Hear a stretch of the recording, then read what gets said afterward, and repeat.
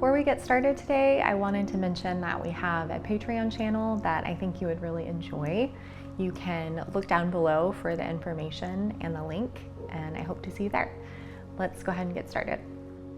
So with shin splints, I'm just gonna make sure that I'm not fumbling into those arms, those hands. So I'm gonna start with some compressions down the leg, just something really simple.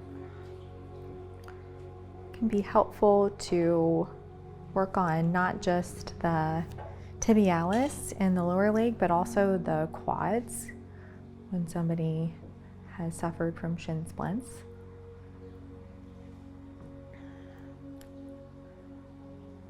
If they're fresh off of just having had shin splints, they're probably in some degree of pain.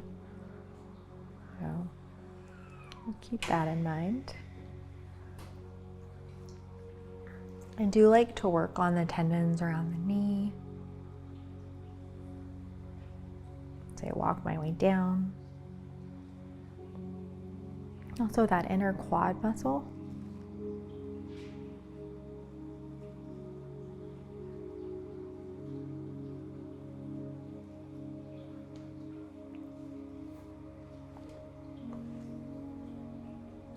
So as I get down towards the tibialis, I'm using most of my thumb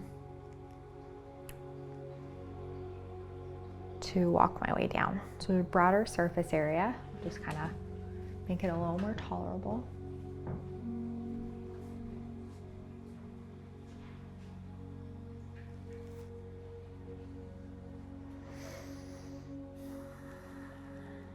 Walk my way down a few times. Also just gauging how much tension is in here and how much pain my client's in. Even if it's uncomfortable work to do, if you can get that tibialis to let go of just, contracting with all of its might, your client's gonna feel a lot better. And you do need to apply some amount of pressure.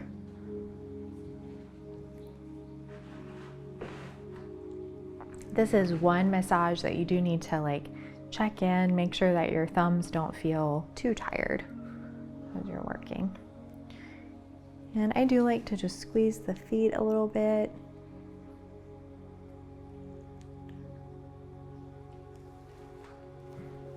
And I'm just gonna stretch that tibialis a little bit, bringing the toes down, back up.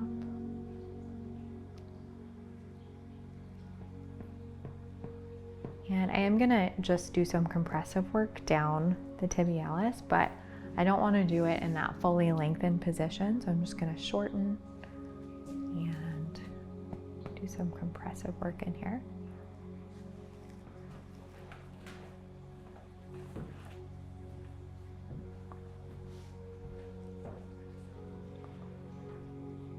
This is a great technique because it's effective and you don't have to use your thumb.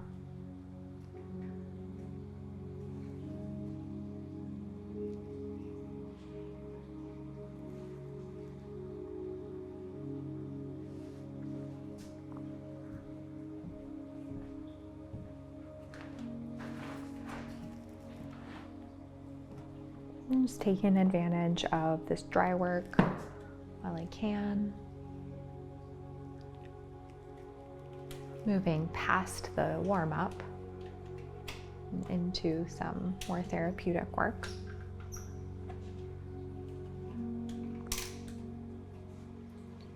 You can explore lengthening that muscle a little bit. So you don't have to do a fully lengthen, you can just point those toes down a little.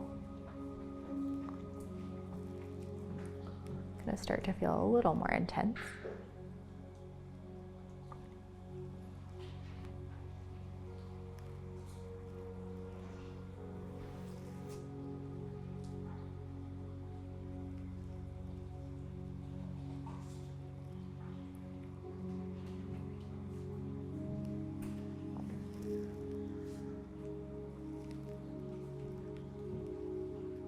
one more pass down before grabbing my oil.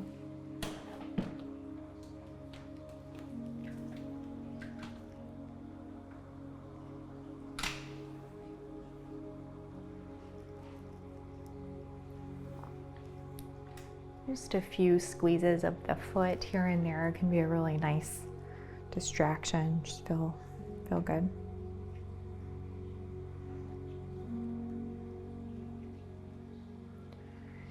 And I'm gonna grab my oil.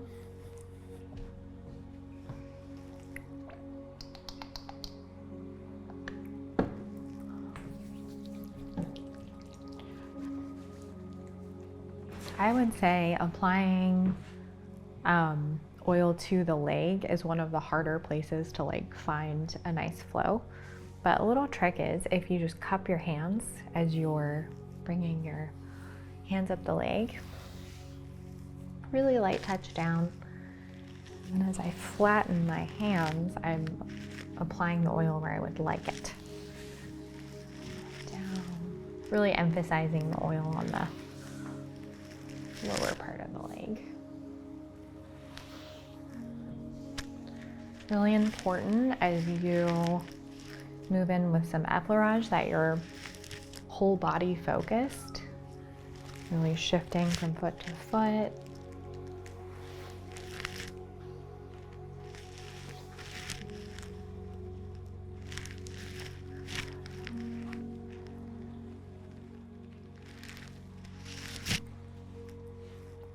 And doing some work for these quad muscles before moving down. I will sometimes just do little baby strokes up. You can do longer strokes as well.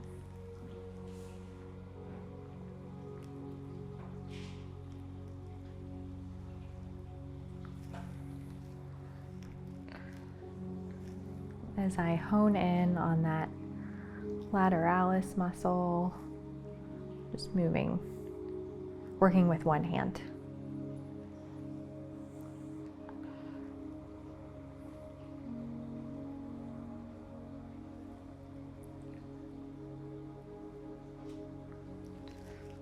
So even though I am working with technically a fist, this is a very supple fist, so I can make these strokes feel pretty fluid.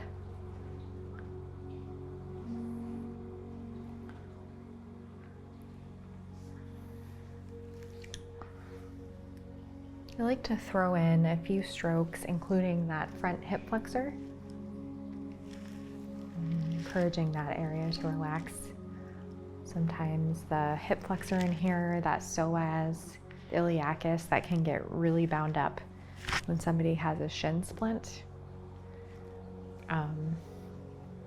because they're trying to protect the body.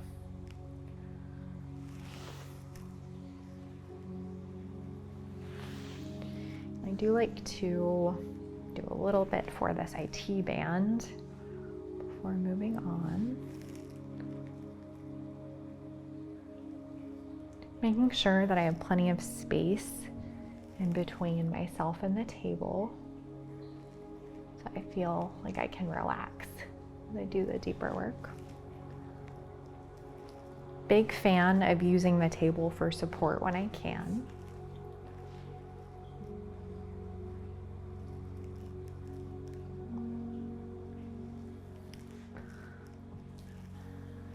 So this whole area, the psoas, iliacus, all the way into the IT band, can really seize up when there's a lot going on with the shin splints. I do like to make some progress in here before moving down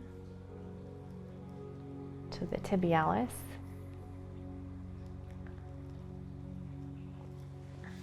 Some cross fiber work in here.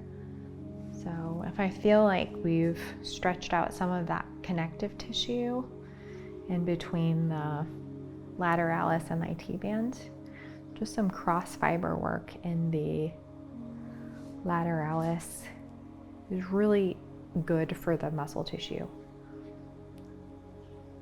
Just some slow half turns, quarter turns.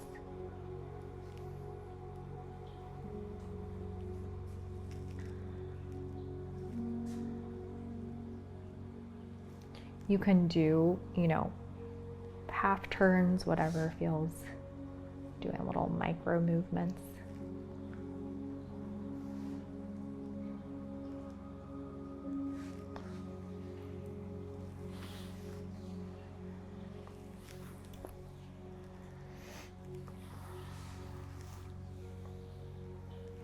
Moving on to the tibialis. Just a light touch at first as you move in with these effleurage strokes can be really calming for this area. I like to include the knee.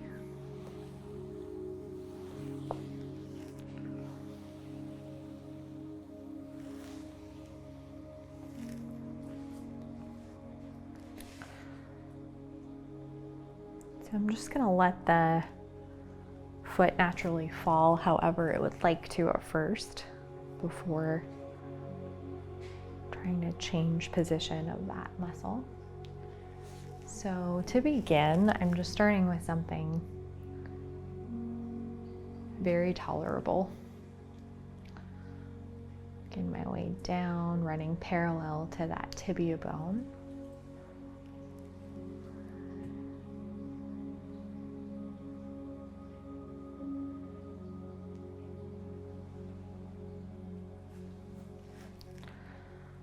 And I'm going to do some compressive work in here with both thumbs. Just starting to hold a bit longer.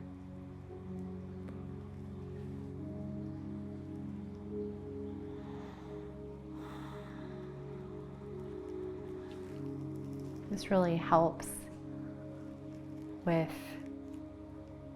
a muscle that's more severely contracted. It's helping it to let go.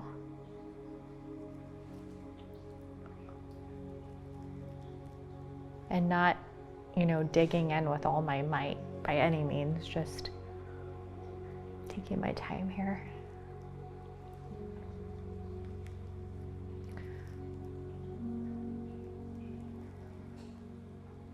I'll do 1 or 2 passes with my thumbs. And if I'm picking up on this being like harder for my client to tolerate, I might just shorten that muscle and start moving in with the heel of my hand.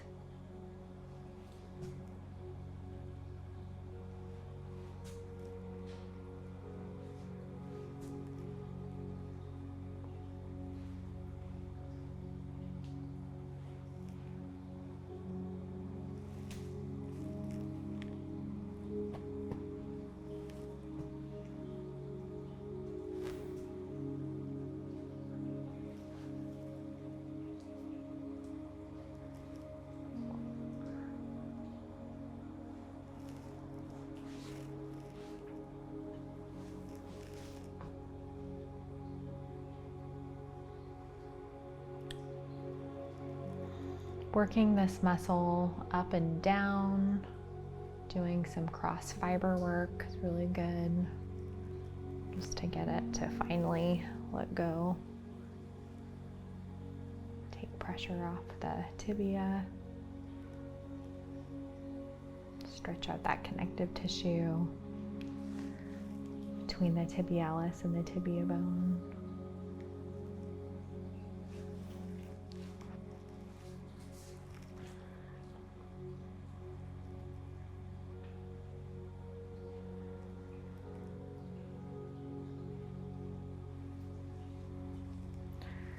So you do want to emphasize just more space in between the tibialis and the tibia bone, and a great way to do that is with some cross fiber work. So I'm going to just, at a diagonal, start dragging my thumb across the muscle. It's going to be a very different feeling.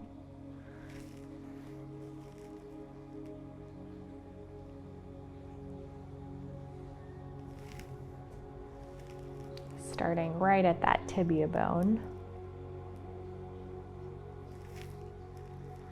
If your thumb's tiring out, you can use reinforced thumb.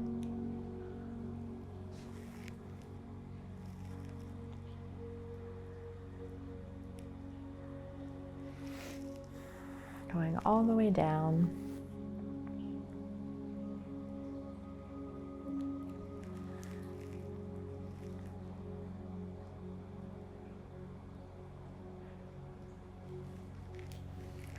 Maybe just some compressive circles, just giving that area a little break.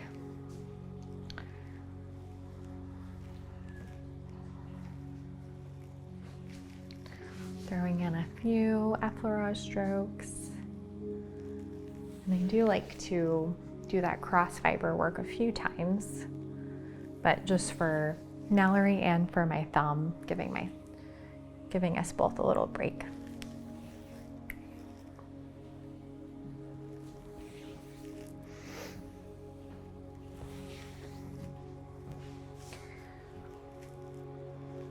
And again, just starting at that tibia bone.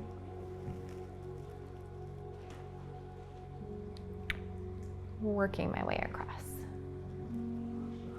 Don't worry if that tibia feels like it's like popping underneath your thumb. That's really not, the goal isn't to stay on the tibialis, it's just to stretch it away from that tibia bone and really stretch out that connective tissue.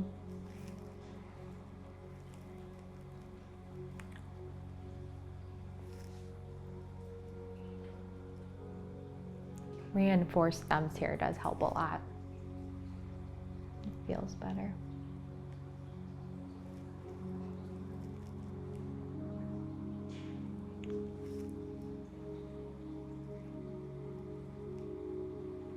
This is not a technique that I would want to end with, but such a good one for helping with healing of this area.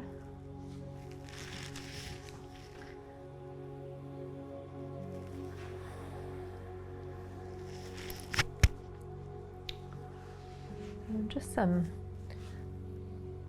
soft Petrissage for this area can feel really nice. I hope I'm not blocking any cameras.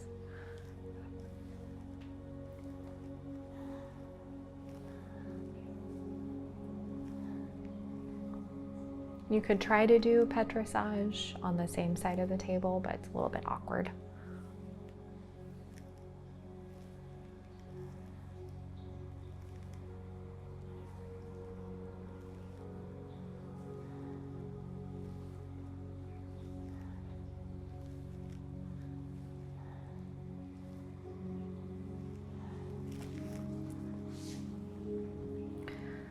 And some more relaxed effleurage strokes to finish, including the foot can feel really nice.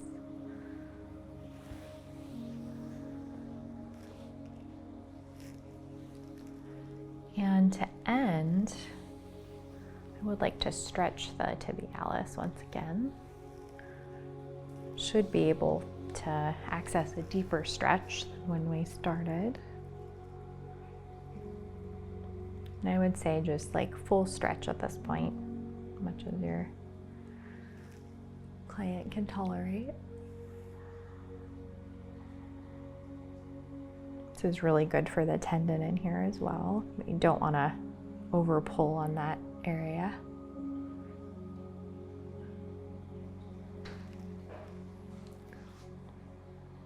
And that is all for today.